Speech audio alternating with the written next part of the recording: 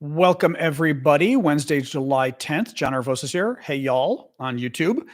How are you guys? Ooh, getting my chair situated here. Let me get TikTok rolling. We have a very busy day today. Go live. All right. There we go. Just a lot of news today. Lot of news. Here we go. All right. There we go. TikTok set up. My nose is already itching. Perfect timing. There we go. Anyway, welcome all. Introduce yourselves briefly, and then we'll get rolling. Hey, TikTok. Hello, TikTokers. Hello, YouTubers. How are we all doing this evening? Welcome, welcome, welcome.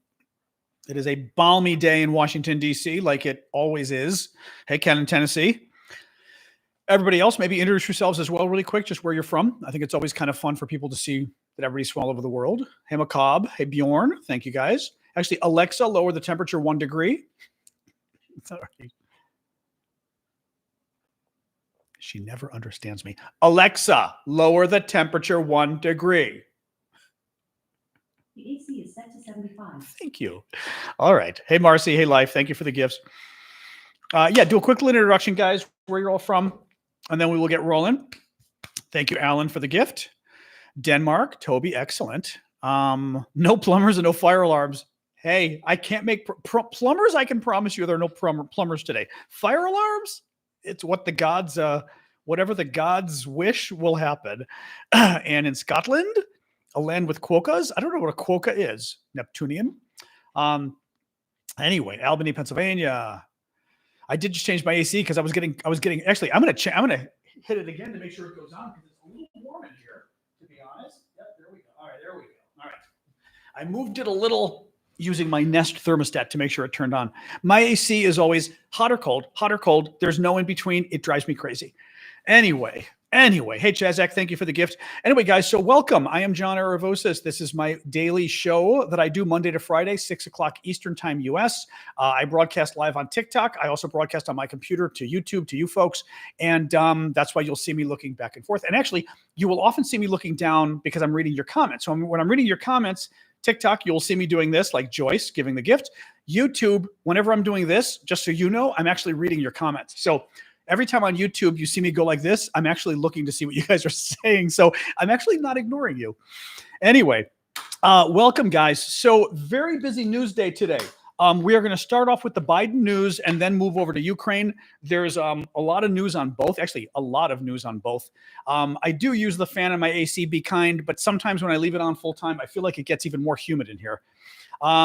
Anyway, hey, Martin, thank you for the gift. Hey, Family Lavery as well. Woo. Let's get rolling, guys. So we're going to start with Biden because I think there's a hell of a lot of Biden news today. I think things are going very badly for him. And then we're going to switch over to Ukraine. Let me just start. Okay, so today is day 867 of Vladimir Putin's special 3-day military operation. The SCOTUS didn't drop anything, Patrick, not today. The Supreme Court is done. They didn't drop anything today. That's for sure. Today's day 867 of Vladimir Putin's special 3-day military operation. Thank you, LR2. Okay, you know what? You're getting muted a little bit. Don't go repeating stuff. Hey, Ava. Thanks, Larissa. So let me get rolling here, guys. We're going to start with Biden. First of all, again, I've always got to make a pitch because it helps. I do this full time and I do it for free. If you like the show, if you like my reporting, please pitch in with some gifts, or even better, buy a membership or two if you can. Give a gift membership. As you guys know, members have a special Saturday show that you can join me on. There's another membership gift I keep forgetting. I mean, it's the auctions for the YouTube members, but there's something else with the members. Every time I do this, I forget. And then I remember when it's not the show and I go, shoot, I keep forgetting to tell people members get something else. And then I forget about it every freaking time. So I can't remember, but you do get to join our Saturday show, which is really cool if you're a member. What else? Am I missing something else, Ash? I keep forgetting. The auctions, but that's for the YouTube people. TikTokers, TikTok is broken, so the auction thing doesn't work. For members, and you get the emojis. I do occasional shows, the emotes. Yep, I do a show every Saturday for members only. Thank you, Kevin Quick. And I thought there was something else. I can't remember. Okay, I can't remember. Any case, guys. So let me get rolling here on the Biden stuff. The VIP auctions, but that's for YouTube members. I didn't mention it for TikTok because TikTok is broken with the VP auctions. TikTok connection to Discord is broken, sadly. I do exactly. I said sometimes I do random sub-only lives. I was going to do that today, actually, about the Biden stuff, but then I got so busy because there was a lot of Ukraine news. I didn't. In any case, you guys help me out by doing the subscriptions. I appreciate it. Thank you, Joyce. So let's talk about Biden. Guys, he is in real... Okay, let me step back a second. I have worked in Washington for 40 years. 35 of those years was once I graduated graduate school. But I got here almost 40 years ago, 38 years ago, to go to graduate school. Yes, I am that old. Thank you, Steve. My point is to say I have been working in national politics for almost 40 years. I know a lot about how this town works. I live in Washington, D.C. I know a lot about how Washington, D.C. works. I used to work in the U.S. Senate. Anyway, I know this town. Thank you, user. Biden had a very bad day today. Biden had such a bad day today that I am no longer convinced he is going to be our candidate for president. I think he's toast. Thank you, Ava. Thank you, Phoenix. Now, I am not saying I want him to be toast. I am actually pretty agnostic on that account.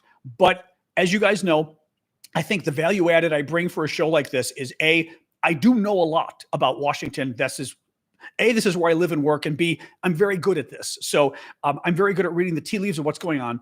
B, I tend to be a very honest person, okay? I've got my own views. I've got my own partisanship, whatever you want to say, but I don't lie, and I'm pretty straightforward. In this case, Biden is in trouble today. So what happened today? Let's zoom to last night, okay? Last night, the Biden people decide that they're putting this, or yesterday, I should say, the Biden people decide they're putting this issue to rest, and they are going to basically, they release a letter from Biden's doctor, the White House doctor, that says Biden's fine. There's no evidence of Parkinson's, no evidence of dementia. Okay. And the Biden people tell the media, that's it. We are not talking about this issue anymore. Biden is going to be the candidate and he's going to win the election. And we are not answering any more questions about this issue, right? So the Biden people tried to pull, I would say, a Republican. The Republicans tend to be very good at unifying and saying, boom, this is what we're doing, right? Democrats, people compare Democrats to herding cats, like trying to get cats all together when cats don't listen. Think adventures. So Biden last night and his people decide this discussion is over. He's going to be the candidate. Too bad. Well, what happens yesterday during the day at the same time that Biden's people are announcing that he's the candidate, the issue is over? 3 Democrats during the Senate Democratic lunch every week, the Democrats and the Republicans get together and have a lunch of just their own people. Usually it's Tuesdays, I believe, at noon. And it's the caucus, the weekly caucus, I believe they call it. And it's only the Democratic senators at their own lunch of Democratic senators. 3 of the Democratic senators speak out and say Biden needs to step down as the Democratic candidate. This is yesterday. This comes on the news of a couple days ago when I told you that another Democratic senator, Mark Warner, had spoken up and said Biden needs to step down, right? You now have 4 Democratic senators, thank you, Running, as of this morning, who want Biden to step down as the candidate. That is huge. Thank you, Adventures. Thank you, Running. Thank you, Marsha. Because as I've told you guys before, the U.S. House of Representatives is very big, 435 members. The U.S. Senate is very small, only 100 members. The U.S. House is full of crazy people. Not everybody in the U.S. House is crazy, but a lot of them are. In the Senate, not so many crazy people, certainly on the Democratic side. And what I mean is, in terms of Democratic politics, you don't have, the Marjorie Taylor Greens, this kind of loony stuff in the Senate and certainly among the Democrats. When 4 Democratic senators step up, some of them privately, some of them publicly, and say Biden needs to step down as the candidate, he cannot be our candidate for president, that is horrifically bad.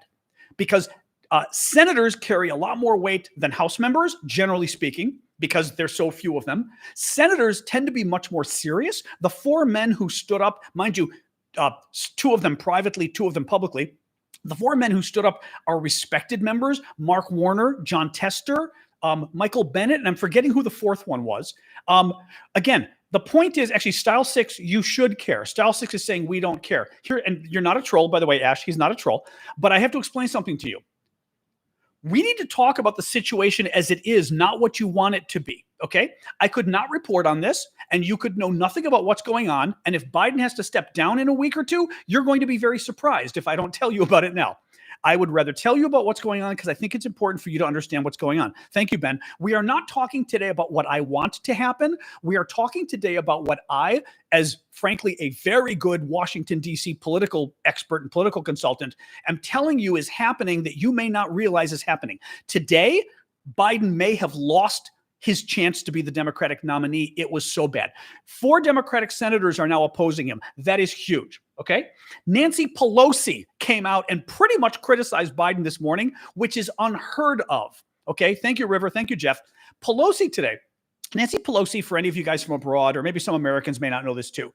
Thank you, Noteworthy. She was the Democratic Speaker of the House, which is the top position for the majority leader of the House of Representatives, in essence. So the leader of the majority.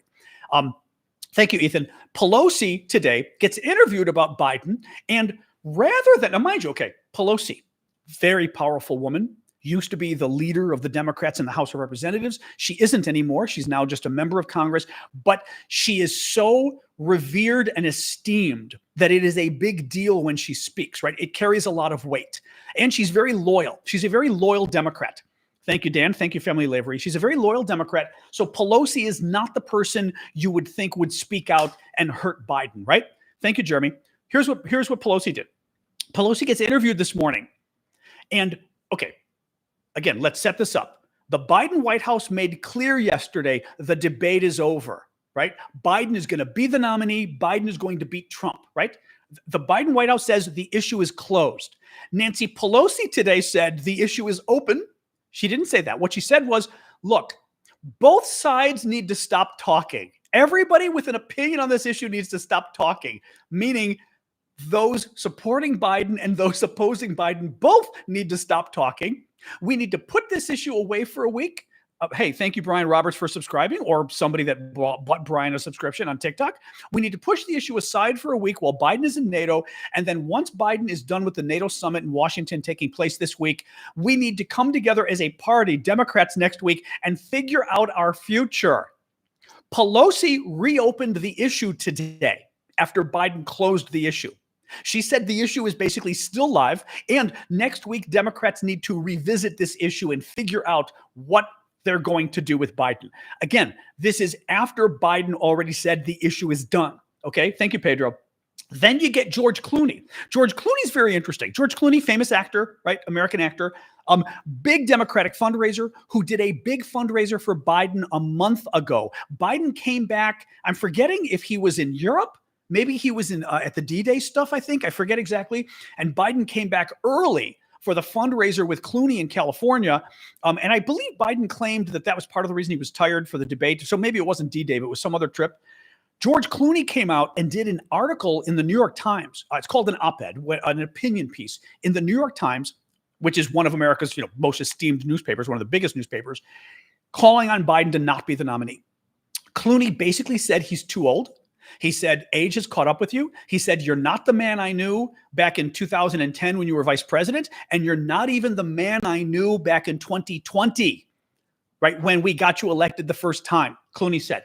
Now, why does this matter? A, George Clooney, huge Hollywood donor. Now, that may not matter to you, but it matters to other donors. It matters to other people in Hollywood, okay? This, again, what I'm trying to tell you is not the way this should be. I'm telling you what happened today, which is today was a horrific day politically for Biden. He's in trouble as of today.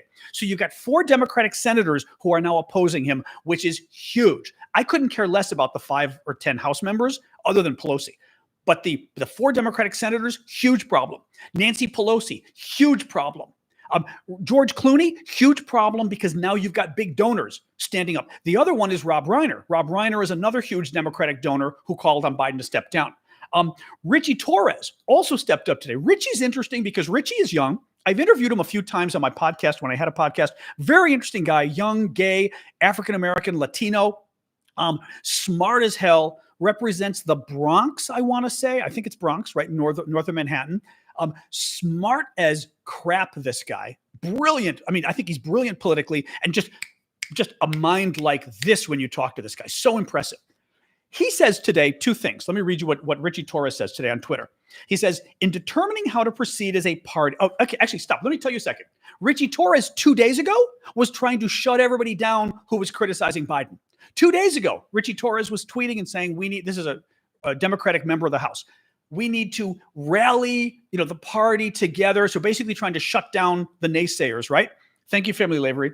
Today, he says, in determining how to proceed as a party, there must be a serious reckoning with the down ballot effect of whomever we nominate. When he says down ballot effect, he means we better be really serious that we understand who we pick as the nominee for president is going to affect how people vote for House and Senate races as well. We call that down ballot, meaning further down the ballot. Like you start at the president and then further down your written ballot, it has House races, Senate races. We must have a serious reckoning with the down ballot effect of whomever we nominate. What matters is not how we feel, but what the numbers tell us. An unsentimental analysis of the cold, hard numbers, which have no personal feelings or political loyalties, should inform what we decide and whom we nominate. So he's saying, A, we need to pick a candidate for president based on the polls, based on the numbers, based on our analysis of who will not only win, but who is going to help us win the House and Senate and who is not going to hurt us in the House and Senate. That's his first argument. Secondly, earlier in the day, thank you, Yak, he tweets some new polls from swing states for president. Polls, I think it was like Arizona, Georgia, a couple other states. All of them moved towards the Republicans. 6 key states all moved. Whether if they were likely Democrat, they went, or if they were likely Democrat, they moved to only lean Democrat. If they were toss-up, they moved to lean Republican. So 6 key states that Biden needs for president all moved to the Republican side after the debate. Torres then wrote this today. He said this today talking to CNN. This is a Democratic congressman. If we are going on a political suicide mission, then we should at least be honest about it. He is freaked out about the polls. Seb, the problem is polls are BS and polls aren't BS. They're both. Polls can be wrong, but the problem for Biden right now is he has a mutiny on his hand. That's the problem Biden has right now. A couple days ago, it was interesting. It was some naysayers, and honestly, even I was getting annoyed at the naysayers, right? A couple days ago, it was naysayers. Now, you've got senior members of the Democratic Party in both the House and Senate that are publicly basically suggesting that Biden can't handle the job. That is a huge problem. I think as of today, Biden just lost the nomination. As of today, that doesn't mean it can't change. One of the things I've told, and thank you, Jens, I'll get to that in a second. One of the things I've told you guys before is predictions. This is why you say polls. Polls tell you today what people think. They don't tell you what people are going to think in a week, or in this case, in 4 months, right? They can only give you a sense of today. So you can predict, like the weather. You predict the weather based on the information you have today. That information can change over the next day, right? What we know is that as of today, Biden is facing a mutiny in the Democratic Party. And that's only going to get worse over the next week because these people speaking out today, Pelosi especially, is going to embolden other Democratic House members to also speak out. These 4 Democratic senators are going to embolden the other Democratic senators to speak out as well.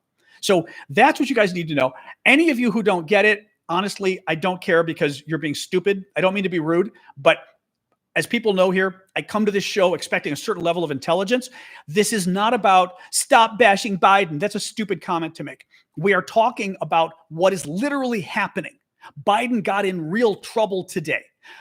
If you would like me to lie to you, if you want somebody to lie to you and tell you nothing bad happened today and actually Biden's okay, then go to a different forum because I don't lie to people. I've got my own views, but I will not lie to you guys ever. I will not lie to you when Ukraine's having issues, and I won't lie to you when Biden is. This is very bad what happened today. I am telling you as a Washington expert, what happened today, Biden got knifed by a number of Democrats, and he is in real trouble.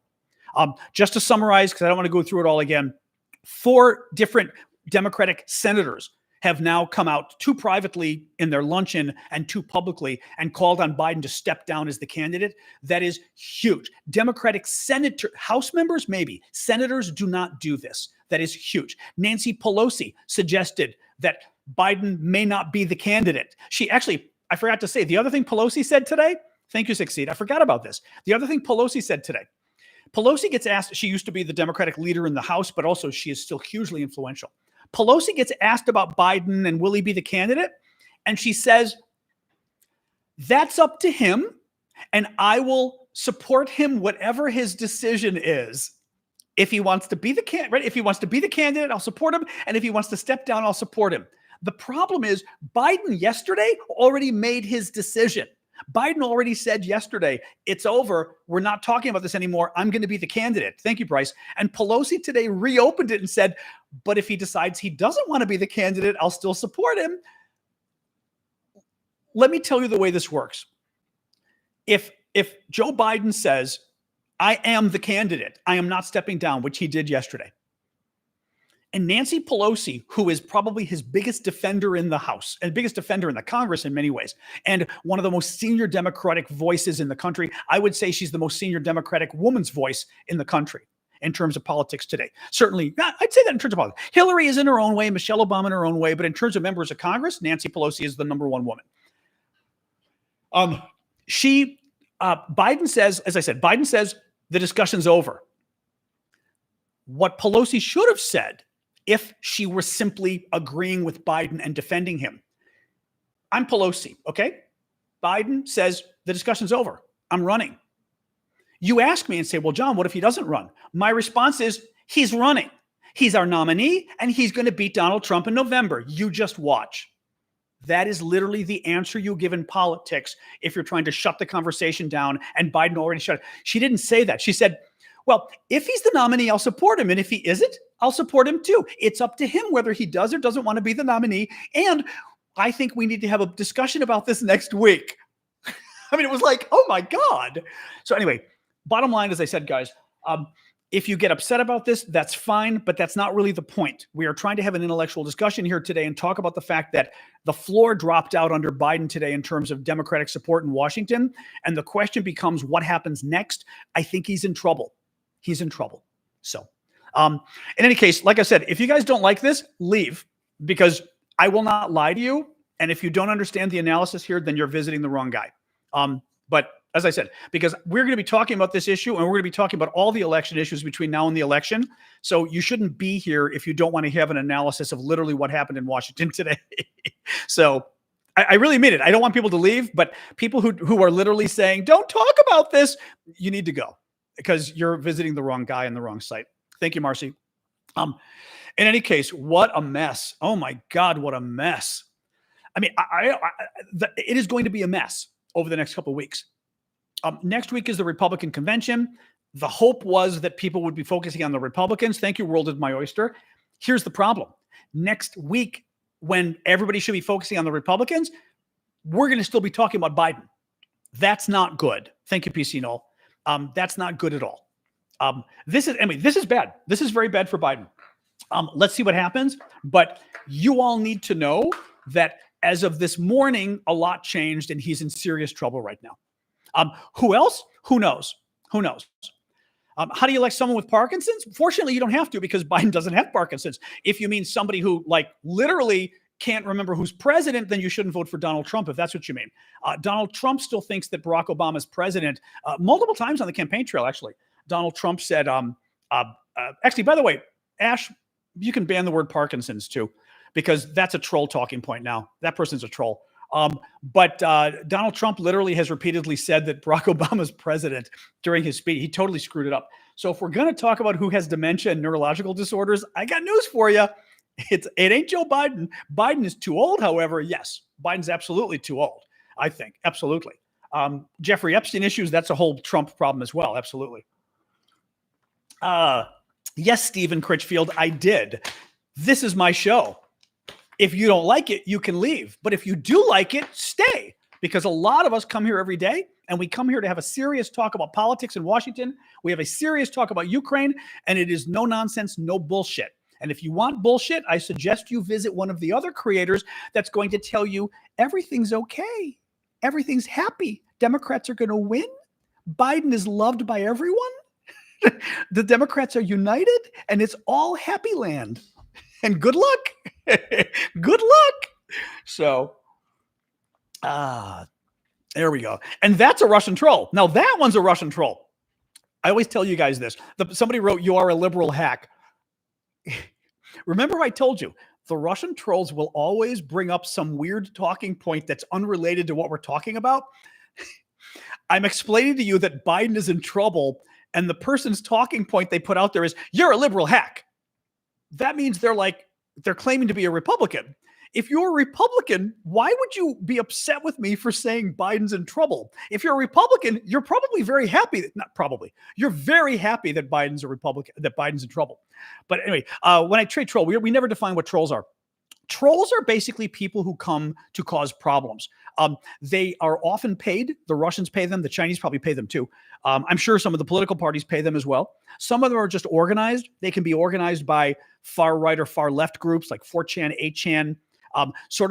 There's this whole international coalition of left-wing communist youth they're literally Stalinist youth. They're the craziest, stupid thing ever. They like to go and cause trouble. Trolls are basically people that are usually organized, and they go to basically cause mayhem in the comment section of TikTok, of YouTube, of Twitter, of a blog, and they just throw bombs. And they just come and go, like I said, like Biden has Parkinson's, like this kind of weird stuff or like this, you're lying. They just throw stuff to try to get people crazy. Also, they will, for example, on the Ukraine stuff, the trolls will always come and talk about Gaza. And it's always like, why are you talking about Gaza? We're talking about Ukraine right now. They're doing it to cause a fight. And that's the other thing trolls do. Trolls will come in to try to cause a fight, and they'll bring up some other polemical issue, right? Gaza, Israel, I don't pick another issue that you care about that could cause a fight, because they don't want us talking about actually the Russians do that a lot. The Russians will do it because they don't want us talking about the war crimes the Russians are doing. So they'll go, what about Israel? And you're kind of like, why are you talking about, I mean, I get why maybe you're mad at Israel, but why are you talking? Because they're trying to cause a fight of the Israel versus Palestinian folks so that we're not talking about Russia. Anyway, that was a long answer, but that's what trolls are. Trolls are people that are organized either sort of among friends or literally paid by the Russians to come and cause mayhem. All right, that is all I've got on the Biden stuff. It's a mess. It's a real big mess, but let's see what happens. All right, F-16s. There are some good F-16 states. Let's talk about Ukraine now, okay? And again, remember how the show works. First half of the show, we do the news. Second half of the show, I take your guys' questions and comments, even though we've gone some of the comments here. Oh, sorry, we did have a thing from Jens here, I think. Sorry, Jens. Let me go back here. I'm spacing out. Jens said, why did Clooney change his mind so fast after the fundraiser? Good question. So we're talking about George Clooney, famous American actor, big Democratic fundraiser. Held a fundraiser for Biden a month ago in California, and just came out in the New York Times and said Biden shouldn't be the nominee. He's not quite there anymore. That's a huge turnaround from holding a fundraiser a month ago. A couple things are going on here. One, my political analysis, there is no way that George Clooney did this on his own. Okay? Meaning, Avocado, I seriously hope you're not joking. I seriously hope you're joking, because you're about to be banned. Keep an eye on Avocado, by the way, Ash and company, because either they're a joker or they're a troll, but they're about to leave us. George Clooney did not write this article for the New York Times because he thought of it on his own. Clooney did this because someone asked him to. I say this as a political expert. What Clooney published in the New York Times, I've written those before. I wrote one for Magic Johnson once years ago, talking about AIDS. I wrote one for Coretta Scott King once, which was very cool. I got to write an op-ed that she published in the Washington Post, which was very cool, about LGBT issues, of the wife of Martin Luther King, that was probably the most famous, cool one I ever did. I got to work on one that Barry Goldwater wrote years ago about gay rights and gays in the military. So I know how it works. These things typically work. Thank you, Norway Fox.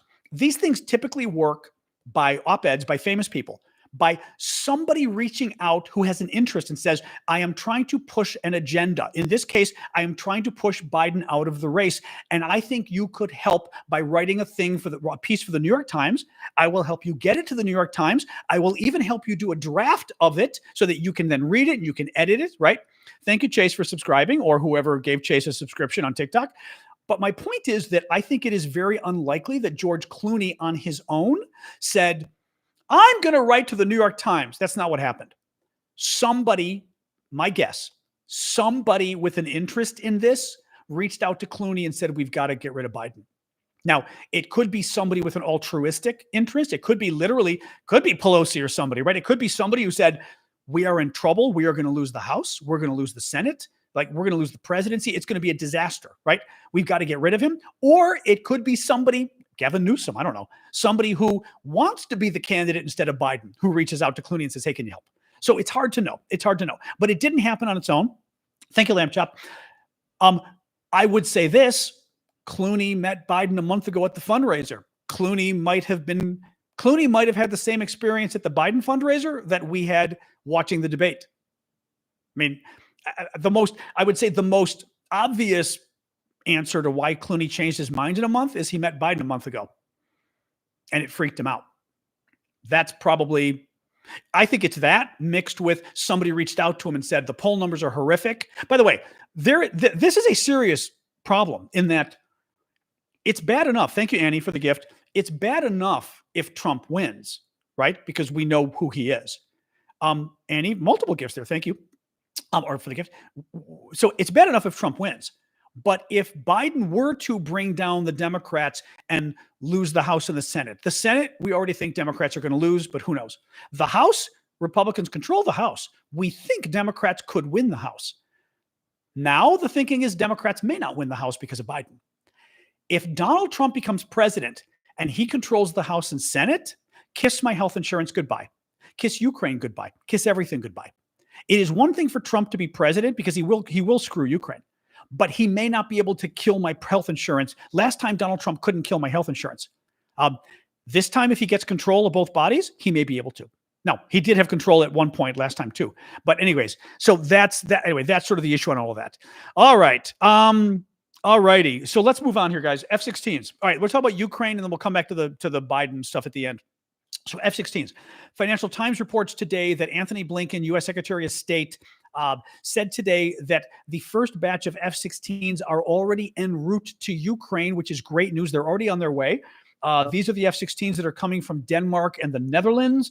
At the same time, thank you, Mustard, he said that they should be operational in the Ukrainian airport this summer.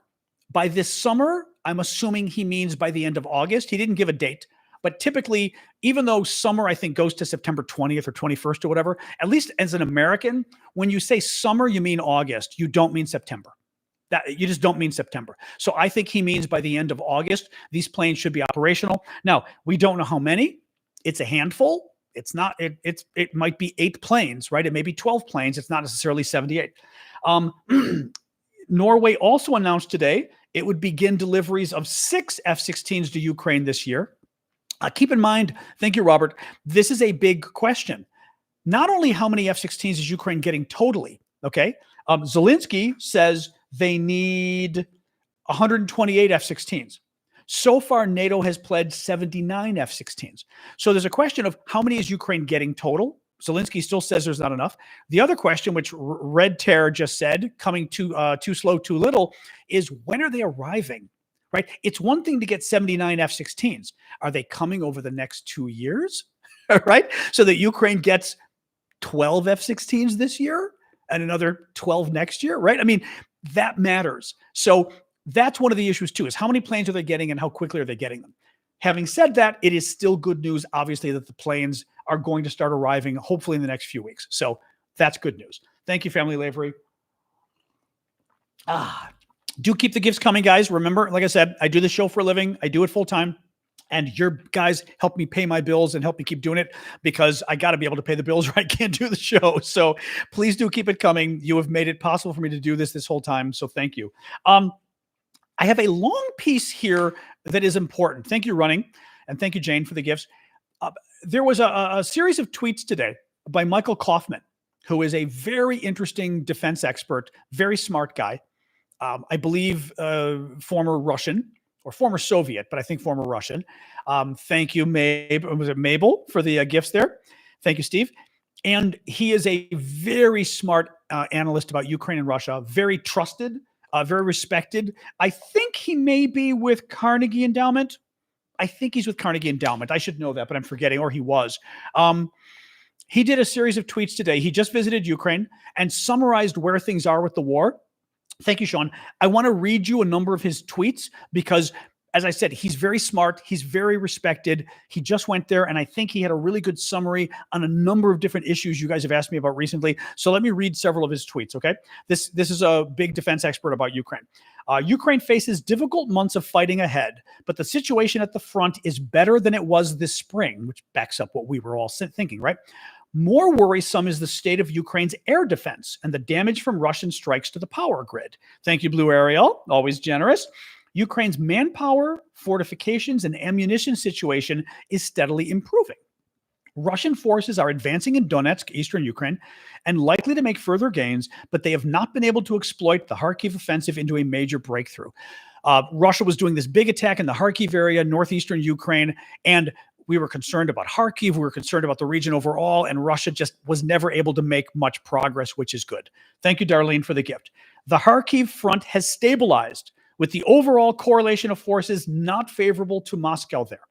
Despite the improved outlook, rectifying manpower deficits will take time. Russian forces are likely to keep advancing over the coming months, especially in Donetsk, eastern Ukraine. The next 2 months will be especially difficult for Ukraine. A change in U.S. policy on weapons employment enabled Ukraine, meaning the change in U.S. policy that allowed Ukraine to now fire some of our weapons across the border into Russia. A change in U.S. policy on weapons employment enabled Ukraine to push Russian S-300 missiles used to bombard Ukraine cities away from Kharkiv. This bought the city breathing space and forced Russia to make adjustments, although the offensive had already culminated by that point. Addressing manpower gaps remains a priority for Ukraine, but the leading problem is increasing air defense, both short-range systems to cover the front line and long-range air defense to defend Ukraine's cities, critical infrastructure, and rear areas. Ukraine is very low on ammunition for its legacy Soviet systems, whereas Russian drone and missile production rates have increased significantly. Russian glide bomb strikes have become more accurate and from greater ranges. They destroy entire positions and are more psychologically impactful than artillery. Glide bombs level structures in cities that would take days of artillery fire to destroy. That's an interesting point. The Russians are basically firing these bombs from far away from planes, and the bombs are relatively smart. They can guide them, right? They've got like wings on them and stuff. And what they're saying is, it would normally take days of artillery shelling to blow up some of these buildings. They can use these bombs and blow up these buildings in one attack. So much more dangerous what the Russians are doing. The promise of additional Patriot batteries, NASAMS, and Hawks, these are all anti-missile systems, plus rerouting of missile exports to Ukraine can make a big difference this year. That said, pushing Patriot batteries forward to tackle Russian airstrikes, meaning forward closer to Russia, will be risky if they cannot themselves be protected. So meaning we give Ukraine more Patriots, maybe they move them closer to Russia, but if they do, those Patriot missile systems can get blown up because they're closer to Russia. So that's a risk.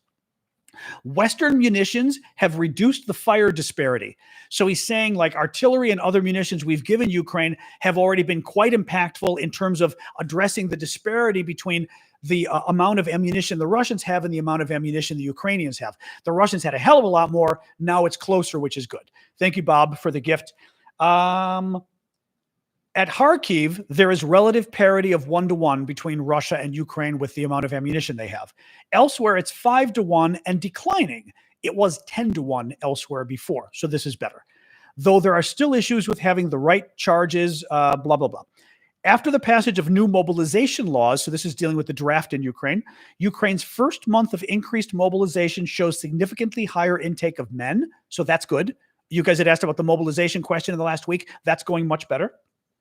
The main challenge for Ukraine moving forward, I am reading to you guys, just to remind folks, anybody who's new here, I'm reading to you from Michael Kaufman, who is a very famous defense expert here in the States, former Russian national, and is a super expert on Russia and Ukraine, very highly respected. He wrote this today.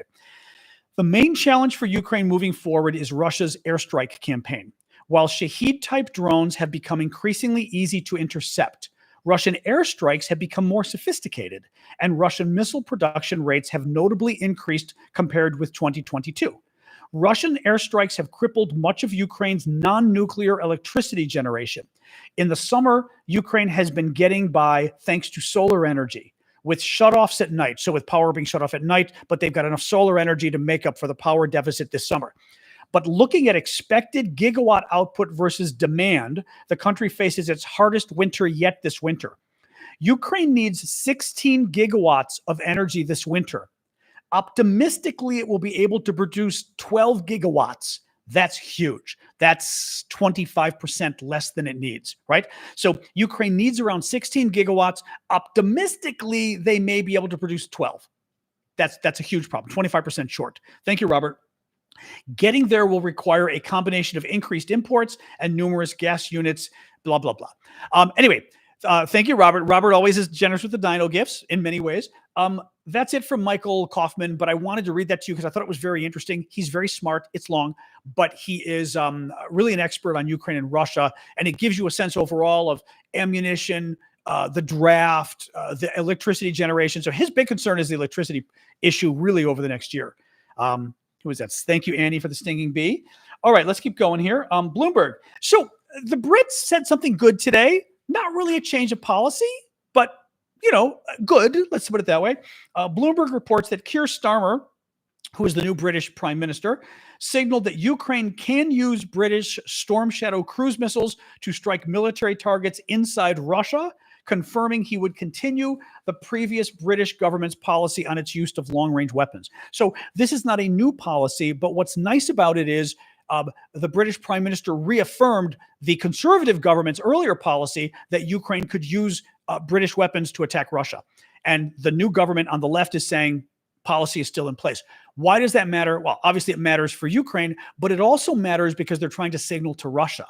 The Ukrainians already know that they can still use their weapons, right? The Brits told them. But the Russians need to know this, and they said it publicly to basically send Russia a signal and go, we're a new government, and we're just as supportive of Ukraine as the old guys. So that was very good news. Ukrainian drone strikes on Russian oil refineries have caused the volume of Russian oil refining to fall by around 17%, a NATO official told journalists at the NATO summit today. Previously, Reuters had reported a couple of months ago that Russian oil refineries, because remember, Ukraine is attacking the oil refineries, the places where they, refine the oil and turn it into other petroleum products, right? Gasoline or whatever they turn it into.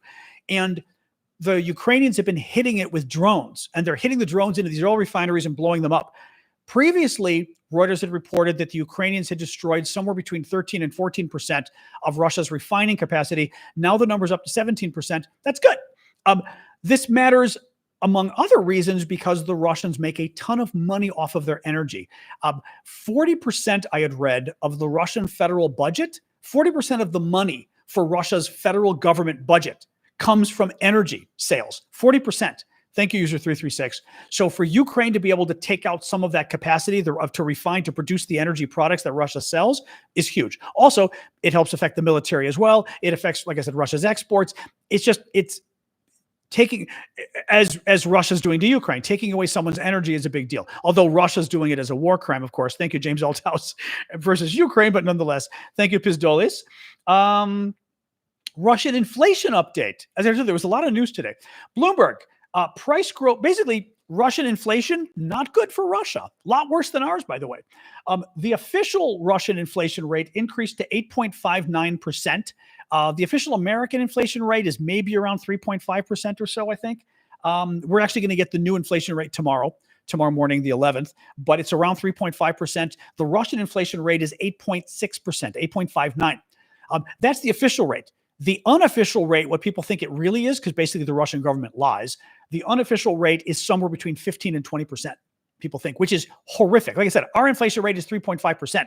The Russians could be as high as 20%. Now, particularly interesting, staples like vegetables grew 19% over the last year. Vegetable prices in Russia went up 19%. Ours most certainly did not. Potatoes, from the previous month, the price of potatoes in Russia went up 34%. And in Russia, potatoes, like Eastern Europe overall, are kind of a staple food, right? I had looked at the numbers because some of the trolls on TikTok were saying, oh, our inflation is just as bad. No, it's not. Not only is our inflation at 3.5% and Russia's is officially at 8.5%, but probably at 15 to 20, really.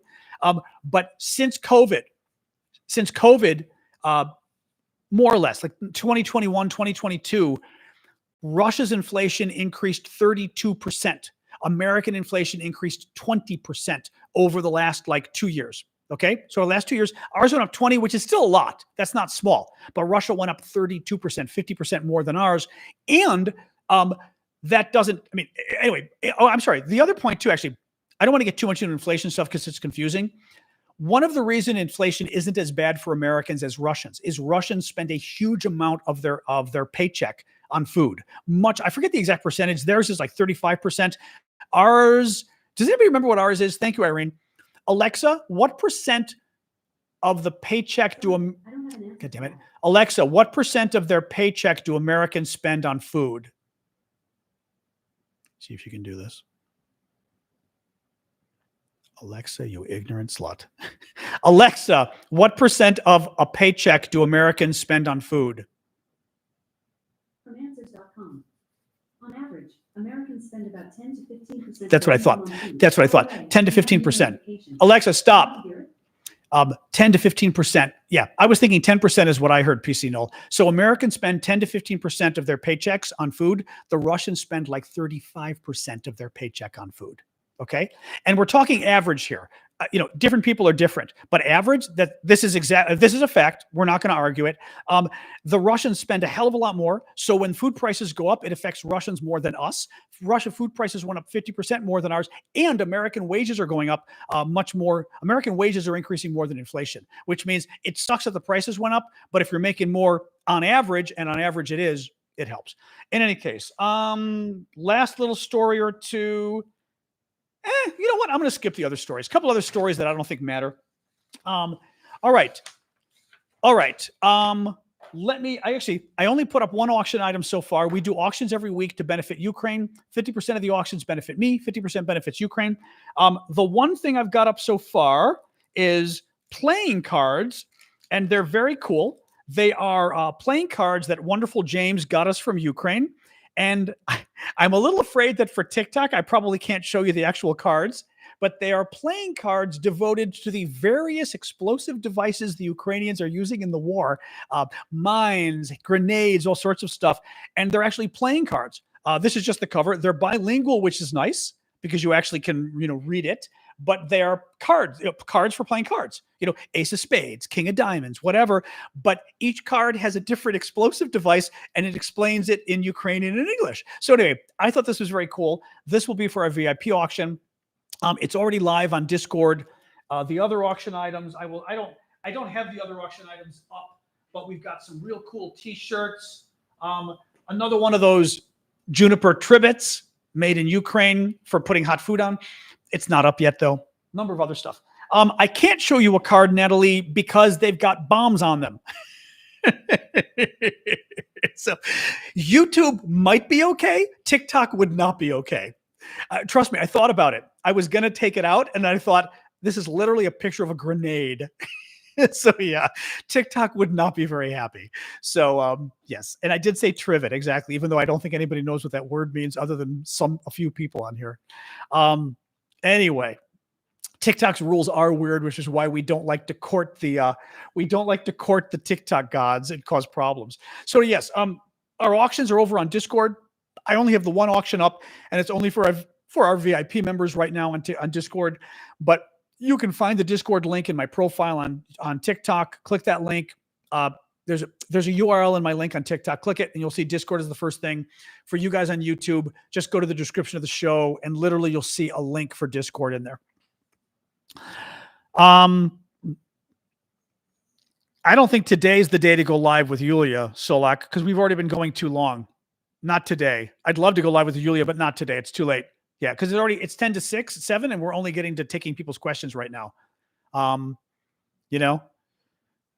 I don't even know if she's available, but for us, and it's awfully late there in Ukraine. It'd be better to get her early in the show. Yeah. No, I think it's a good idea. Thank you. And we can definitely get Yulia back. This Ukrainian friend of ours who's politically very savvy and broadcasts on TikTok and maybe YouTube as well. I didn't know she did. I guess she does YouTube. I didn't realize that. She was just on. Yeah. Her time is usually around now too. She starts around the same time I do. Yeah. Yeah. Actually, Saturday's show would be a good idea. Yeah, Andreas, Discord is a pain in the ass to join. I don't know if maybe you can tell people what your problem is, and maybe some of the moderators can help. It's not easy. I will tell you. It like depends what phone you're using. There's lots of things. Some people I know had a better suggestion on how to do it. Oh, I did see that. Yes. Yulia had a video up when the missile attacks that came in and hit the children's hospital also hit very close to where she's living. And I think she was sitting in the lobby of her building when the bomb went off, the missile went off. And literally you see her filming and like, boom, like you hear the explosion, really scary stuff. Yeah. Yeah. I forgot about it. I just saw that video like 2 hours ago. Anyway, I don't know, Rookinator. That's a good question. How are the F-16s logistically getting to Ukraine? Wouldn't they be easy targets? I mean, there's a couple different ways. The obvious way would be to fly them because, well, you fly them to Poland, you fly them to right, the good border countries, which is no longer Slovakia or Hungary.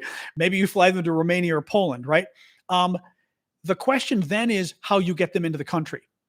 And I don't know how they're doing that. Having said that, they've gotten tanks into the country. They've gotten lots of other, well, Jason, it's not just flying them because you've got to get them into Ukraine. Are you flying them into Ukraine from Poland? Maybe. I mean, maybe, right? I don't know. It's possible they're sneaking them in.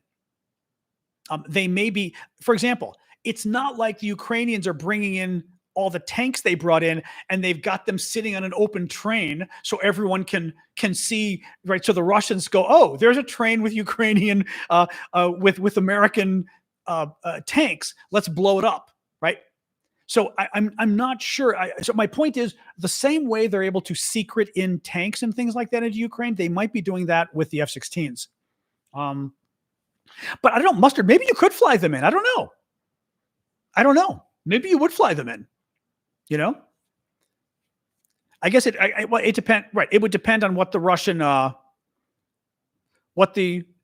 F-16, maybe, but I mean, we've got HIMARS and everything else. How does the HIMARS get into Ukraine? Is the HIMARS that much smaller than an F-16?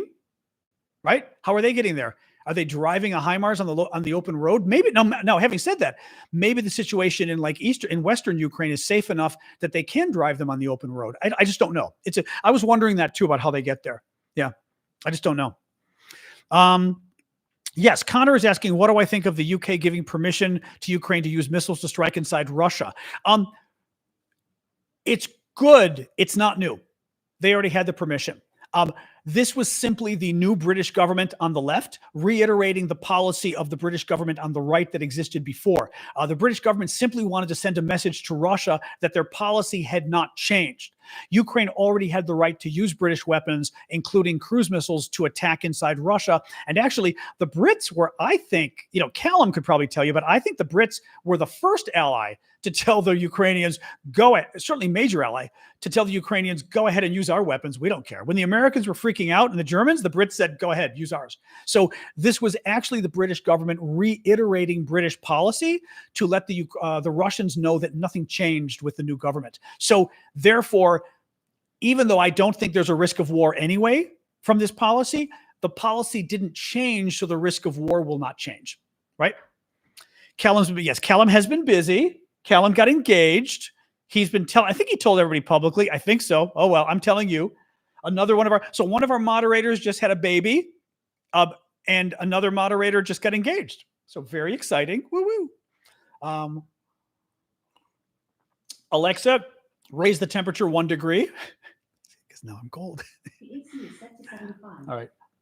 I told you it just goes hot and cold here. Hot and cold. Anyway. Oh, what else? We've heard nothing, Ron, about the S-500 being hit. I think that was like a rumor or whatever. I think we would have heard it at this point if it was hit. Thank you, Marcy. Please keep the gifts coming, guys. And remember, if you could buy gift, I keep saying gift certificates, gift memberships, that's even better. Or gift memberships for other people, or even just buy a monthly membership yourself. If you like the show, I always say, if you like the show, you've been here for a while and you can afford it. If you can't afford it, it's obviously free. Don't expect people to pay. But if you can afford it, like $6.90, $7 a month or something to help me out because I do this for free and I need to pay the bills, it is very helpful. I hate to keep asking, but you'd be surprised. Sometimes the show brings in like $20 and $20 a day does not pay the bills. So that's why I keep hitting you up. Interesting question, Magical, but no talk. Magical. Thank you, Chazak. Thank you, Bjorn. Thank you, Family Lavery, again. Magic was asking if there's been any talk about the armaments for the F-16s. We haven't really heard anything. Oh, CNN, we've got a Russian troll that's upset. Oh, get a real job then. I'd actually rather have my job be crowing about Russia's 500,000 military casualties in the war in Ukraine in the last 2.5 months or 2.5 years at the hands of my weapons that I paid my taxes for. That to me is the best freaking job in the world. So hardy, har. Anyway, not Mustard. No, Mustard did not have a baby. Callum had a baby. Mustard didn't have a baby. Oh, you're being funny. Oh, sorry. You were being funny. Okay. I thought that was somebody else saying it to Mustard. I was like, he didn't have a baby. It depends, Jake. I mean, the Russian offensive in northeastern Ukraine, thank you, Poppy, has not been going very far. And that was sort of the analysis I was reading today. The offensive in eastern Ukraine, like Donetsk, which is further east, right? I mean, where's my map? I put my map away. I'll have to go get my map. The offensive further east, like directly east, is doing better. I know, except that I now have 40 batteries for the goat. So I can wear the goat out left and right. And we must not forget the talking hamster. I love this thing. My nephews apparently, my sister had me get this because my nephews who are like age like 1, 3, and 6 adore this thing. I don't know who that is, Joe. No, I've not. I just don't know who that is. Russian casualties in northern Ukraine have been atrocious. I don't know anything recently, but we know in May, the Russians were losing like 1,000 men a day in the Kharkiv offensive. And we say northern Ukraine, that would be actually eastern. That would be northeastern Ukraine. So like if this was Ukraine, it's all the way up here, but really bad, which is good, obviously, for Ukraine. Hey, Dannon, thank you. Appreciate it. On TikTok, I mean, although there probably aren't too many Dannons around. They're still losing 1,000 a day. That's good. Good. Yeah. No, it's very, I mean, this is, no, they may not care. Thank you, Beaches. But the Russians are losing a lot of men. And honestly, again, in Afghanistan, it finally caught up with them. The interesting thing was Afghanistan had caught up with the Russians. Now, it took 10 years. Thank you, Iggy. But and thank you, Beaches, for the gift as well. But the Russians lost 14,500 men killed. And that was enough to help overthrow the Soviet Union. People were so pissed off. The government came down. I mean, a lot of other problems overthrew the Soviet Union, but that was part of it. But that was only 14,500 men killed. In Ukraine today, there could be 100,000 Russian dead. There could be 150,000 Russian dead. It certainly is 8 times the number of dead in Afghanistan. And Afghanistan was over 10 years. This is over 2 years, right? Did talk about Biden VW, but if you've got a question, we can still, and again, I talked about Biden for a long time at the beginning of the show, but this is the question and answer part. So we can talk about anything. So, sorry, real quick. Mundashi did have a paid question on YouTube. Thank you, Mundashi. We do that first and then happy to talk Biden. Mundashi says, thoughts on China-Russia-Belarus joint military exercise near the Polish border. I'm really not sure. I didn't know Russia was involved. I knew China was involved. Yesterday, there was news about China having a joint military exercise with Belarus, which is Russia's dictatorship buddy right northwest of Ukraine, right on the Polish border. And they were having military exercises basically just to be obnoxious and freak out the Poles. I think it's obnoxious. Now, what matters to me most, like the Belarusian army, I'm not exactly worried about, right? The Poles could destroy them. The Poles alone could destroy the Belarusian army. The Chinese having military exercises on NATO's border is really obnoxious. It is obnoxious for the Chinese to be doing it. That worries me because it's them meddling in Europe. Now, I will say this. It's also very stupid, because the US has been trying to tell Europe that China is not just an economic opportunity for the next 50 years, they're also a potential military enemy. And China doing stupid moves like this help worry the Europeans. The Poles are not going to be happy that China is having military exercises on its border, right? The Latvia, Lithuania, Estonia, not going to be happy. So the good thing about China having this military exercise, I think, is it helps to piss off the Europeans and remind them China is your military enemy and they're going to start playing games with you. That's the good thing. But, you know, it also, as Gunnerman says, it shows who China has sided with, right? Exactly. And I just did Mundashi. That was Mundashi right there. Yep. Thank you, WC Fields. So people were asking about Biden again. So yeah, beginning of the show, we had a long talk about Biden. Basically, just to reiterate, I think the floor fell out. The floor fell out from under Biden today. The question is whether he can rebuild the floor in terms of Democratic support in Washington. 4 Democratic senators are now opposing him. That's unprecedented. And from the Senate, it's a big deal. Nancy Pelosi, who was the former House Speaker, came out today and suggested that maybe Biden will step down when Biden had already said the issue was done. Okay. There's a number of other things that happened. An op-ed by a top Democratic donor in the New York Times, another Democratic congressman who's got a voice among young people coming out and basically saying, we're going to lose the House and Senate if Biden, and by the way, it raises a very interesting point. Thank you, Ava, because members of Congress do not want Trump to become president. But guess what they probably want even less is to lose their jobs, right? They don't want to lose control of the House and Senate. They don't want to get thrown out of the House and Senate by Biden bringing down the ticket overall, by Biden basically hurting Democrats across the board. This was a very bad day for Biden as far as Democratic support. You guys may still support him, but the point is in Washington, he's hemorrhaging support among members of Congress. And the fact that senior members of the Democrats in the Senate and also Pelosi now in the House have shown less than total support for Biden or have opposed him opens the floodgates for other members of Congress to do this too. It's not good. It's not good. And again, he hasn't lost Pelosi, but he kind of lost Pelosi. Pelosi today, Biden yesterday shut the entire issue down. Biden, the White House yesterday said, Biden's going to be the candidate. Stop talking about it. He's not stepping down. That's it. Issue closed. Pelosi this morning gets asked about it and says, I will respect his decision, whatever he wants to do. If he wants to stay, I respect it. If he wants to leave, I respect it. And it was like, no, you don't respect his decision, whatever he wants to do. He said he's staying. The appropriate answer, if you're a Biden supporter, is to say, if you're a Biden supporter who thinks he should stay, you don't say, I will respect it if he wants to leave. I'll respect it if he wants to stay. You say, he's our candidate and he's going to win. End of discussion. That's what you say. Pelosi's answer showed that she is very concerned about Biden being the nominee, and she wanted to create space for other Democrats to possibly be concerned as well and express their concern. That's really bad for Biden. Again, I am being won over by the anti-Biden people. Not anti-Biden. I am being won over by the people who think this is a disaster. I will tell you this. My opinion, Biden should have announced a year ago he wasn't going to be the candidate. I'd sort of forgotten about this, but remember, he was going to be the caretaker. He ran and said he was going to defeat Trump to save democracy, and he was basically going to have one term.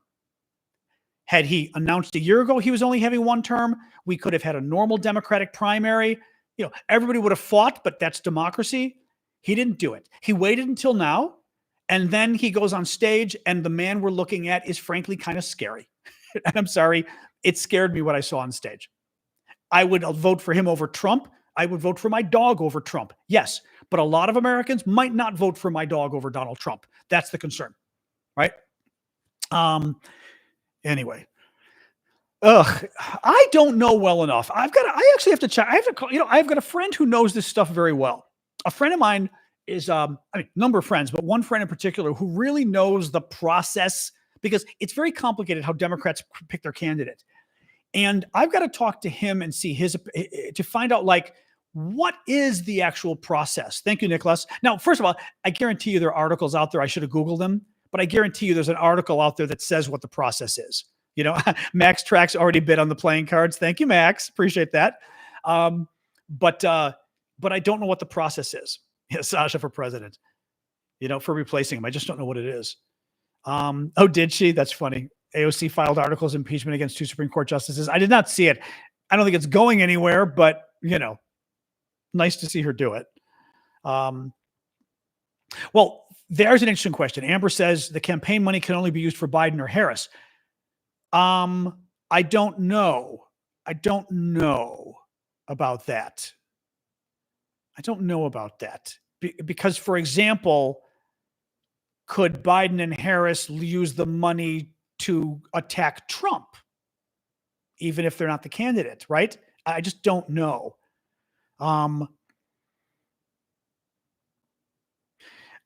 That's a whole other question. Is the U.S. ready for a female president, Jeff X? I don't know. I wasn't convinced the U.S. was ready for a black president, and we voted for the guy twice. So, right? And I would have thought there would have been more reticence about a black guy than a woman, although the prejudice is similar, right? In terms of, it's different, but it's similar in the sense that a chunk of American people don't like black people, but a chunk of American people, they like women, but they think women are wholly unqualified for anything serious, right? So it's a different kind of prejudice for each, but it's equal in the sense of, I don't think that person can do the job, So interesting, right? Interesting. They're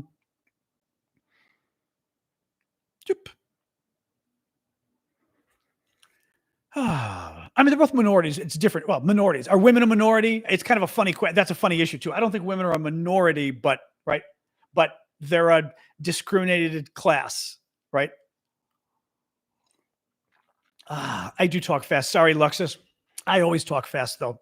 It's the way I am.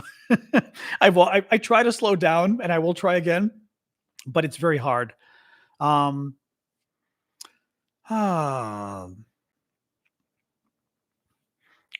Tap says Biden is not toast. I don't know any of my friends who are voting against or who isn't voting for Biden. I agree. The reason I say he's in trouble is all anybody is talking about right now is whether Biden is senile, right? Again, I don't like it, but that's the discussion. More and more Democrats come out and say, Democratic members of Congress, that the man should not be the nominee.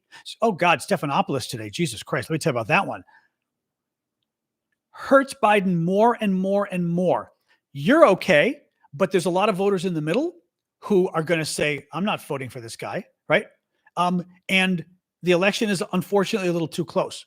The other thing is, if people feel like Biden's just horrible, they may not vote at all. You will, but it is not good. Oh, so Stephanopoulos today. Oh my God. George Stephanopoulos today. I forgot about this one. So George Stephanopoulos is a famous America news host, very smart. He was a top staffer to President Bill Clinton when Clinton ran for president, and he was a top staffer to Clinton in the White House. Okay. Stephanopoulos is brilliant politically. He worked for Clinton for at least 4 years, probably 8 years, but certainly for 4 years, I think. And I would argue he's certainly still a Democrat. There's no way Stephanopoulos is a Republican, right? And a big American newsman. Stephanopoulos interviews Joe Biden last Friday. This is the interview that the Biden people did in order to show that, actually, I shouldn't say that. I don't know when the interview was scheduled, but it was the big interview that was going to show us that Biden had his mental faculties, et cetera, right? Stephanopoulos interviews him. Some guy approaches Stephanopoulos on the street in New York, I think yesterday or the day before, is holding their phone. And basically the guy, it could have been a setup, turns on his phone, but is holding it in his hand. Now, everybody, right? You're in the street, you're always holding your phone, right? So the guy's got his phone recording, puts his phone down and says, George, sees Stephanopoulos coming out of the gym. George stops, friendly, and says, and he's just holding the phone recording, but is holding the phone like this so it looks like he's not doing anything, right? George, you know better than anyone. You just interviewed Biden. Is he really capable of being president for another 4 years? And the exact quote I had, and I don't have it in front of me, Stephanopoulos says, I don't think he's going to make it through 4 years, or I don't think he can handle 4 years or whatever. That basically suggests he's going to like die or get ill and drop out if he becomes president. Stephanopoulos is a Democrat. He's not a Republican. He's not somebody who he's an objective journalist, but he's a Democrat. He's not going to say this to hurt Biden. If anything, he's telling the truth, right? That's what's interesting about this, about what he said.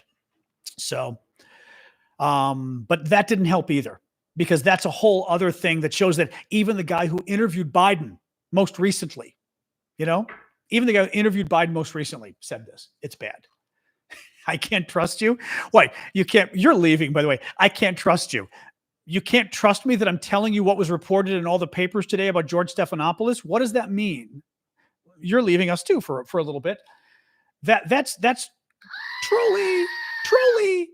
Feel free to not trust me on whatever, but when I'm literally telling you something that is a Google away, go check it out.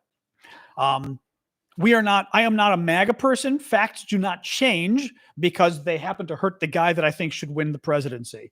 So, as I said, you're coming to the wrong show if you're expecting somebody to sugarcoat things for you. I don't know what George Rumfrank says. What the hell was George thinking? God only knows. He had to apologize today, and he's a news anchor. News anchors shouldn't be giving opinions to people on the street about the election and saying, oh yeah, that guy is never going to survive or what. I mean, I'm paraphrasing. You don't do that. You just don't do that. So I don't know what the hell he was thinking. I mean, I guess I'm impressed that Stephanopoulos, with the stature he's at, would still talk to people and give them his opinion. That's very open of him, but damn, it was not the smartest thing to do. Gunther says the media has made it worse. Point out Trump's cognitive decline. That is correct, actually. That is absolutely correct. They have made it worse.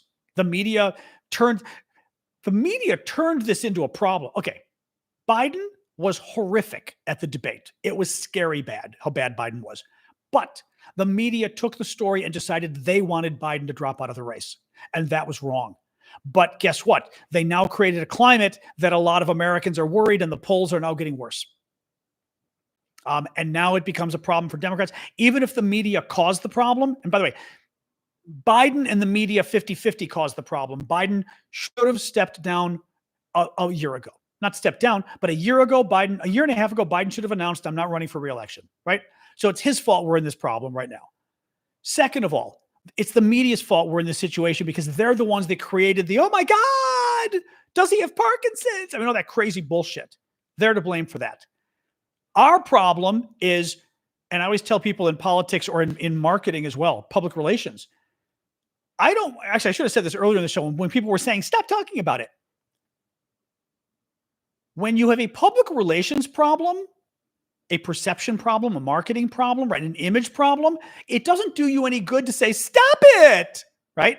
It doesn't do you any good to say, it's not fair. It doesn't matter if it's not fair that you now have an image problem, right? What matters is you've got an image problem. How are you going to fix it? And I've talked to a lot of American companies on this doing civil rights issues over the year because we would go after companies and beat the crap out of them. And they literally say, it's not fair. And I would say that, it doesn't really matter if it's not fair. It is fair, but it doesn't matter if you think it's not fair. You have an image problem. What are you going to do to fix it? Right. And that's it. The same thing in politics. It doesn't help to say it, the media did it. Yeah, the media did do it, but now it's a problem. And what's Biden going to do to fix it? I don't know. I do not see how he survives. Maybe he will. I don't see how he survives this politically, but maybe he will. It's very bad though. Yeah, I mean, the articles of impeachment, whatever, it's cute. I mean, AOC, liberal members of Congress filed articles of impeachment against two of the Supreme Court justices who frankly should be impeached, but it's not going to go anywhere. It's not going to go anywhere, but I agree. It'd be nice. They should be impeached, but that's right. There is a press conference. Is tomorrow, Thursday. Biden's having a press conference tomorrow, which should be interesting because I just heard about that today. That should be, I totally forgot. Is it tomorrow night? Like a big primetime one, or what is it? Andrew or anybody else? Biden's press conference. It's tomorrow, right? I thought, double check. I think he's having a press conference tomorrow. I think so. Because I'd forgotten about it until Andrew just said that. Let me hang on here. Let me pull this up. I'm going to say Biden press conference. I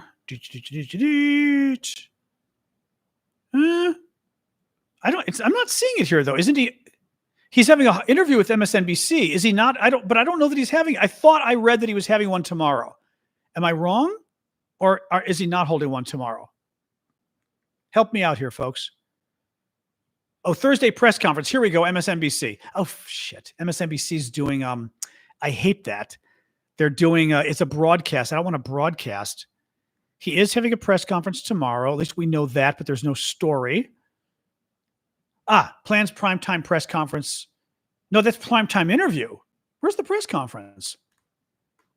Hang on. Press conference Thursday. Okay. He is also set to participate in a press conference Thursday. So nobody seems to have more information than just he plans to have a press conference Thursday.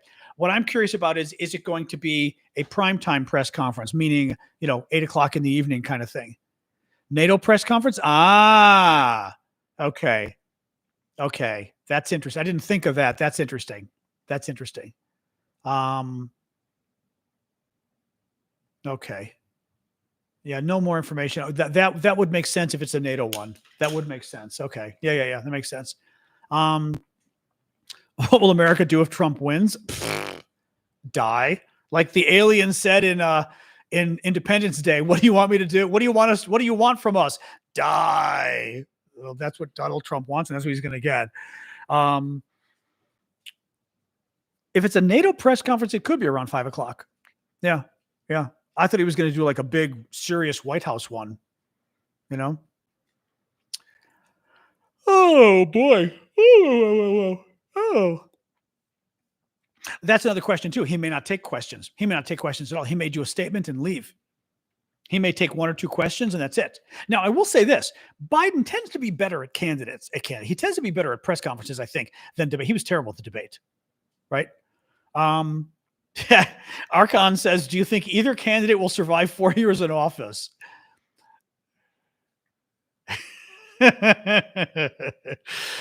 I don't want to answer that. I don't want to answer that. Oh. Oh my. Oh my.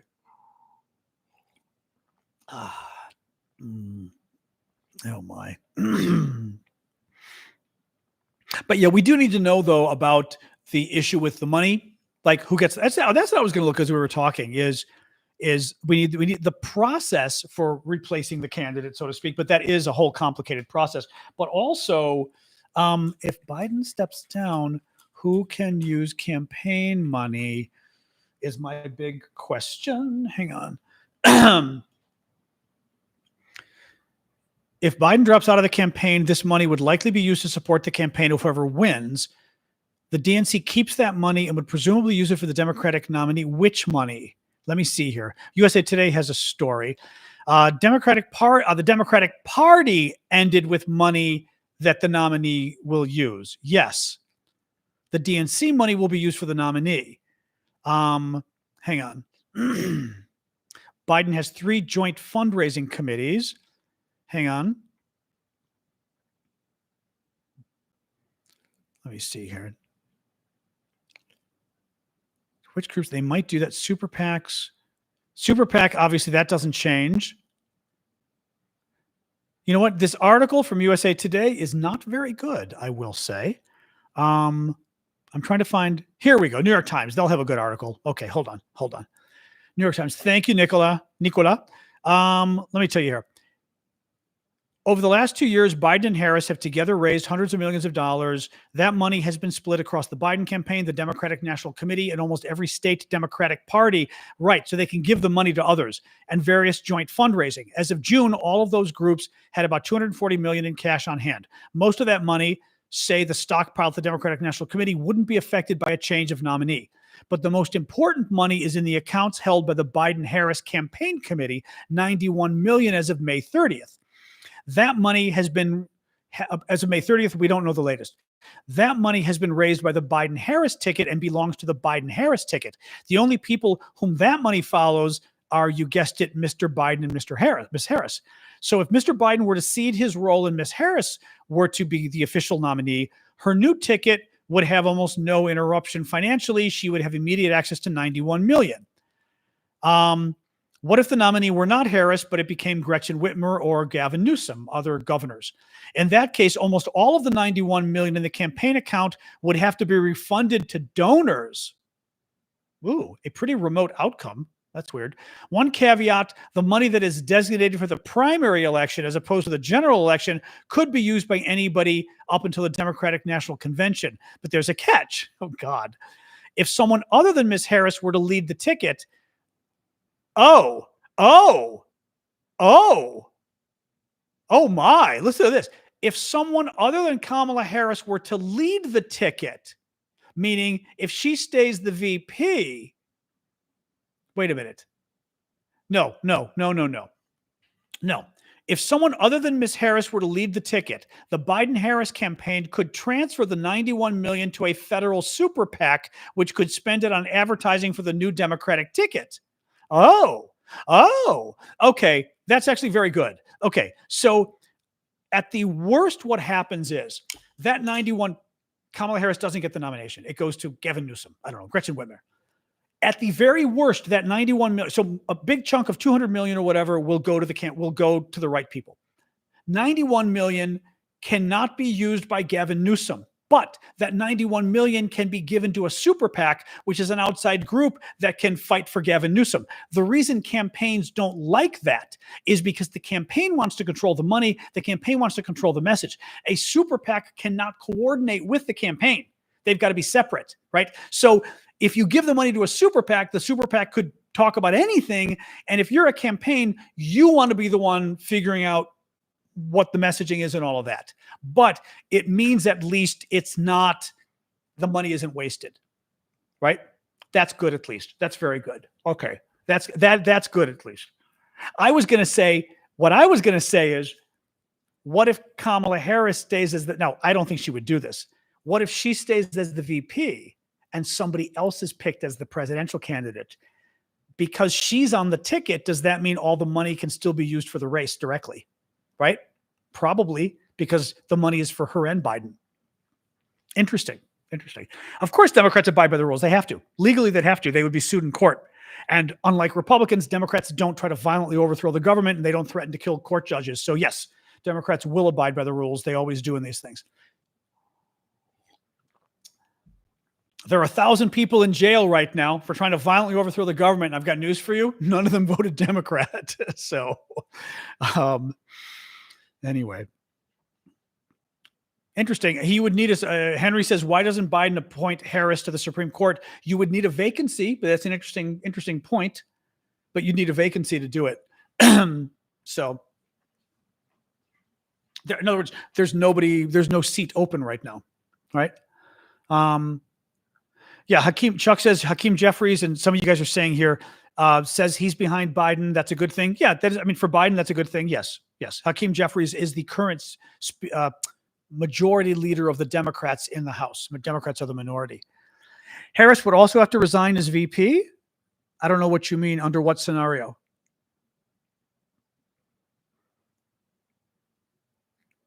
Oh, no, that's a question. That's an interesting ticket. Huh. If she runs for president, does she have to resign as VP, or are you currently VP and you're running for president? Right? I'm not convinced you'd have to resign as VP. I'm not convinced. No, I don't think so. I don't know, but legally I would think you're president and VP until January 20th. And the new person elected gets to. Al Gore didn't resign. There you go. That's the question. Thank you, Sobo. Al Gore didn't resign. Say Sobo and Andrew. There you go. Okay. I was going to say, because legally you shouldn't have to. You've got your job until January 20th. Yeah. Okay. That's good. Yep. Gunther too. Okay. It's very interesting. I mean, the thing is, this is not helpful stuff. I will say this. If it is clear that Democrats are going to get destroyed in the House and Senate and worse off in the presidential with Biden, then he probably has to go. The problem becomes, I was looking at the polls today, the problem becomes Kamala Harris, in the current polls at least, seems to do like 1 point better than Biden over Trump. Like I think she beats Trump in the national race by 1%. Thank you, user 424. Like maybe she was 43 and Trump was 42, something like that. The problem is American elections are not national, they're state. So Hillary Clinton won the national vote in 2016. She wasn't president because she lost the wrong states, right? So Kamala Harris does a little better than Biden in the polls right now. Thank you, user 424, again. All the other candidates do worse. Gretchen Whitmer does worse than Kamala Harris by several percentage points. Gavin Newsom of California does worse than Kamala Harris. So it's to me, that's interesting. This is the national vote, though. I'd like to see states. But it's very interesting that for all of the people, I like Kamala Harris actually, but for all the people criticizing her, she seems to do the best of anybody in at least the national polls. She does a little better than Biden, and she does significantly better than Whitmer or Newsom. Having said that, people don't know Whitmer and Newsom. Nobody knows who Whitmer is, and most people don't know who Newsom is. I mean, we know it because we're like, we're political geeks, right? But most people have no clue who Whitmer is. She's a governor of one of the Midwestern states, Minnesota, maybe Michigan, Minnesota. I don't even know. I should know this. Michigan, Minnesota. I'm going to say Minnesota. Is it Minnesota? Help me out, folks. And Michigan. Damn it, I was close. I was close. I was so close. I was so close. Michigan. And Gavin Newsom, I think more people know, but I still think most have no idea who he is. Kamala Harris, people think they know, but they don't because she's been silent for 3 years. And again, that's Biden's fault. Biden should have known that he was probably not going to run again, and he should have at least given her a higher stature. He should have given her a higher stature, but he didn't. So once people get to know Kamala Harris, I think her polling will change. Once people get to know Gretchen Whitmer and Gavin Newsom, their polling will change. Does that mean up or down? Ochum, that's really funny. Or Ochum or Cuchum? Cuchum says, or Cutichem says, what about Hillary running again? That's funny. That's very funny.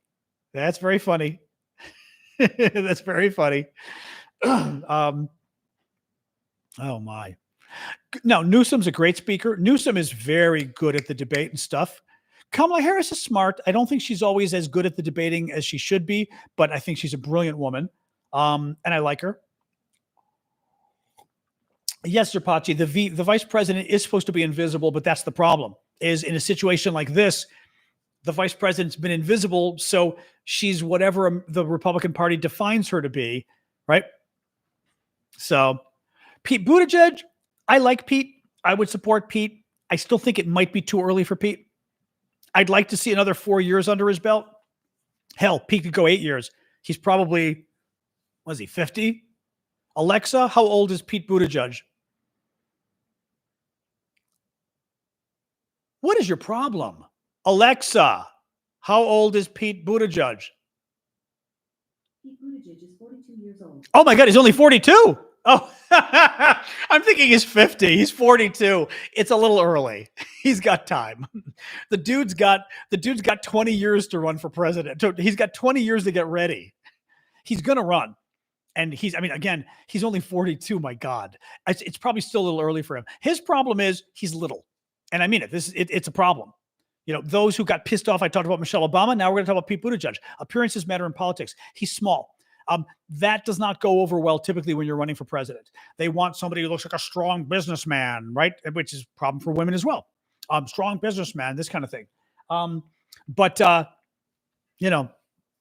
think give him a little gray and a little more gravitas, and he could be very good. Yeah. Could Barack Obama be VP?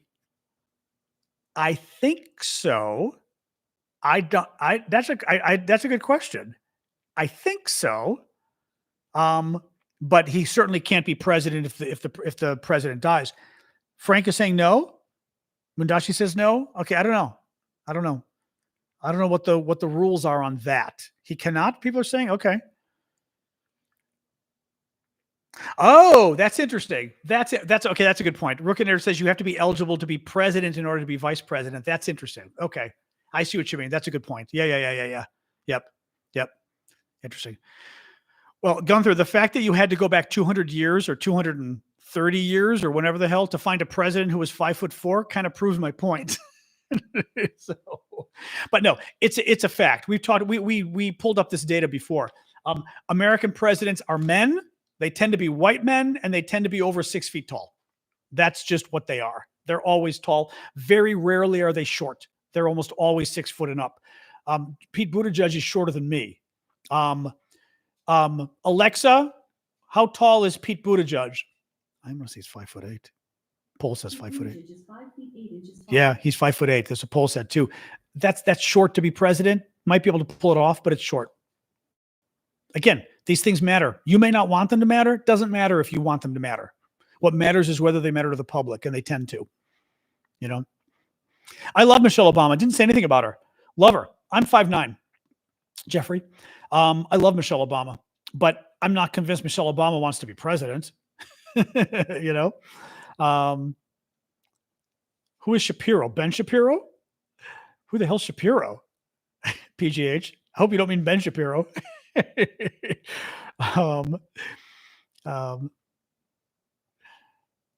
Andrew Yang, Josh Shapiro. I don't remember who that is. Andrew Yang just kind of he kind of turned into a curmudgeon a little bit, you know. George Stephanopoulos is in the middle, obviously. Obviously, he is as a journalist. He obviously is. See, here's the. By the way, you're leaving us because I can tell that you're a troll, and again, only because I've been doing this forever. But what Republicans do, which I find fascinating, and it's like in poker, they assume that anybody who supports one political party or the other is per se biased and will cheat at their job to help that party. What does that tell you about Republicans that they think that? They think that if you vote for one candidate, right, or if you, in your heart, you're a Democrat or a Republican, that you will cheat at your job to help that party. So Republicans love to say Democrats can't be jurors because they'll cheat, right? If Democrats are jurors, they'll cheat and convict Republicans. If Democrats are media, journalists, they'll cheat and they'll screw Republicans. Why do Republicans think this? Because it's what Republicans would do. That's the only reason. The only reason you would think that someone would cheat as a journalist based on who they vote for is because that's the way you think. And that's totally effed up. And this is why, like I said, Republicans like to say that you can't be a juror if you're a Democrat. Well, then I guess you can't be a juror if you're a Republican, which means literally most people can't be jurors. And most people can't be journalists because they're either Democrats or Republicans, right? And most people can't be judges because they're Democrats or Republicans, right? I mean, it's a tell. It's the person themselves. Oh, that guy, Pennsylvania. Yeah. I don't know him very well, though. Josh Shapiro's the governor of Pennsylvania. I know of him, but not much. Selena Meyer. That would be hilarious. Was that the slogan? McDowell? Continuity with change? I don't remember. Was that? That's hilarious. Toaster, I am not a supporter of socialists and Greens because in my country, they're crazy people. The Socialist Party in America is crazy people. The Greens are crazy people. They're not the European Greens and they're not the European Social Democrats. Or they're not at all. They're just not. In this country, that doesn't mean individuals among you who might call yourself socialists are fine. The party, the Democratic Socialists of America, are crazy people. Absolutely out of their mind, crazy people. And the Greens are even crazier, ironically, probably than the DSA. They're not the Green Party of Europe. They're not like an environmental party. They're what's her face, Jill Stein. So that's the problem. Is you cannot support DSA or the Greens in this country, I think, and consider yourself serious in politics because they're not normal political parties. There isn't though. That's what I'm saying. There isn't, but there isn't a socialist party in the U.S. That's exactly right. There is the Democratic Socialists of America, but they're crazy people. Like I said, they're not like normal socialists at all. Dog is begging. All right, I'm gonna call this quits, guys. We're at 7:37. We've been doing this for an hour and 40 without a fire alarm, I might add. Let's finish with the Bernie question. A couple of people asked about Bernie. Krishna's saying Bernie Sanders. So interesting question. She said, would Bernie win? Bernie Sanders is a very left-wing member of the U.S. Senate. He's a socialist. He was like a Trotskyite. I mean, he was in the 70s. He was like a Trotsky party member. I mean, like woo. He's a socialist now. You know, he goes by independent. He's a socialist.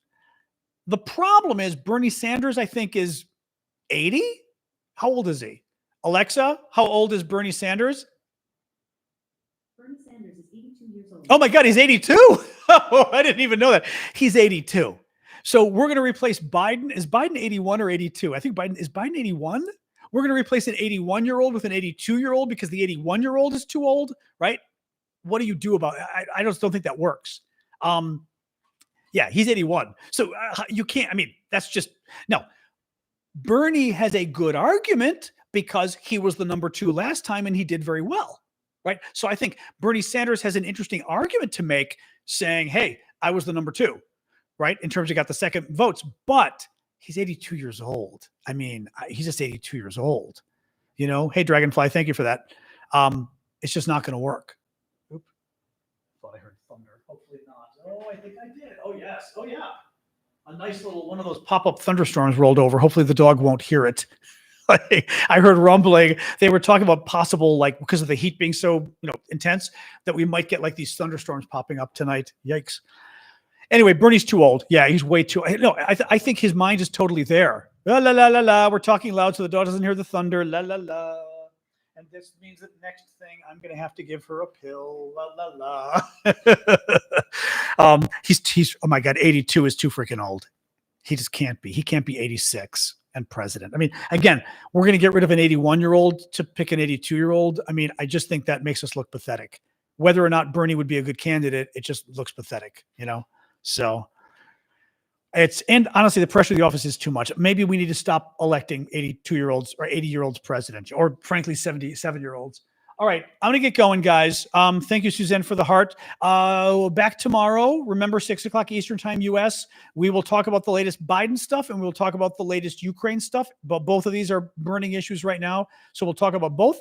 Please do follow me on TikTok, follow me on YouTube, and thank you for the gifts, guys, and all of that. And I will see all the rest of you tomorrow, 6 o'clock Eastern time, U.S. Okay? Thank you. Who's that? Tiger Pup for the last-minute gift. Appreciate that. All right, YouTube, I'm saying goodbye to you guys first. Bye-bye. And then TikTok,